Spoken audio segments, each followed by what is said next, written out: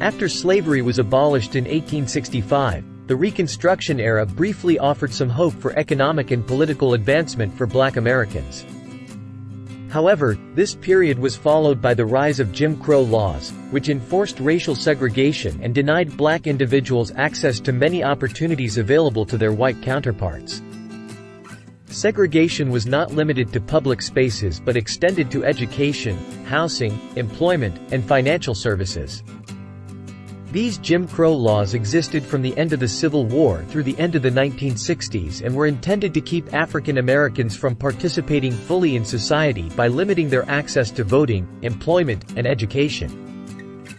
Jim Crow laws were enforced with harsh penalties, including arrest, fines, jail time, assault, and even murder, for anyone who defied them.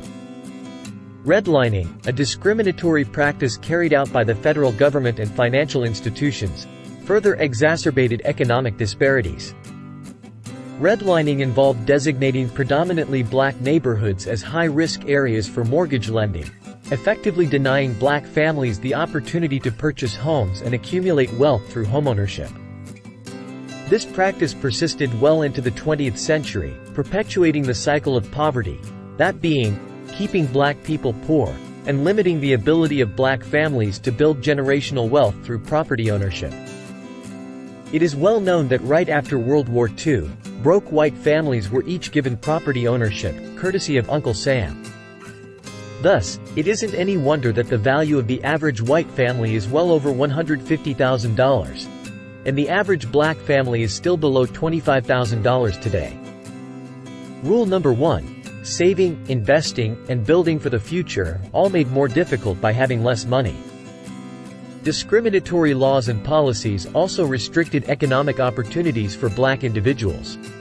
For example, the exclusion of Black workers from labor unions and discriminatory hiring practices limited their access to stable and well-paying jobs.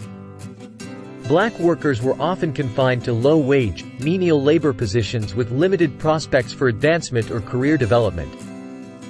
Even after the Civil Rights Movement and the legal abolition of segregation, the impacts of historical disadvantages persist.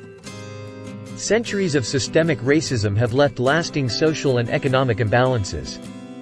The effects of generational poverty, limited access to quality education, and restricted economic opportunities have hindered wealth accumulation for many Black families.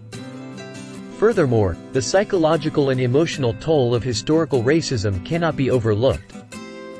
The trauma experienced by generations of Black individuals due to slavery, violence, and discrimination can have lasting effects on mental health and well-being.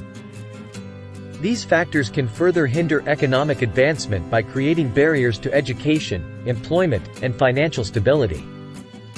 While progress has been made, with the dismantling of legal segregation and the enactment of civil rights legislation, the effects of historical disadvantages continue to shape economic opportunities today.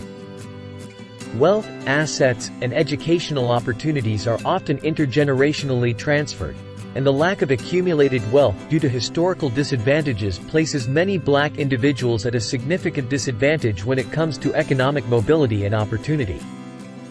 Targeted legislation, investment in education and skills training, fair access to financial services, and deconstructing discriminatory practices in housing, employment, and criminal justice are all necessary components of an effective strategy for overcoming the long-term effects of systemic racism.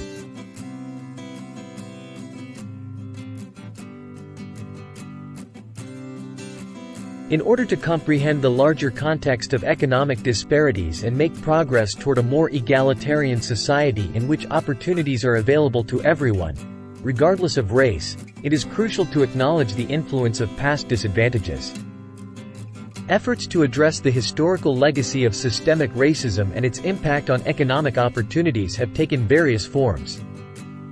Black people, like members of other historically oppressed groups, have benefited from affirmative action programs that ensure they have a level playing field in the workplace and in higher education.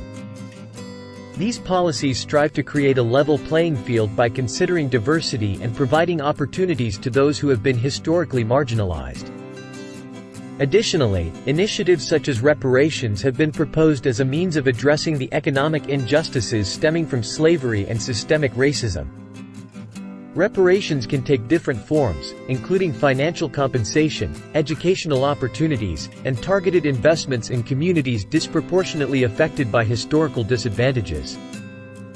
The objective is to acknowledge the economic harm caused by centuries of oppression and to provide resources and support to help bridge the wealth gap.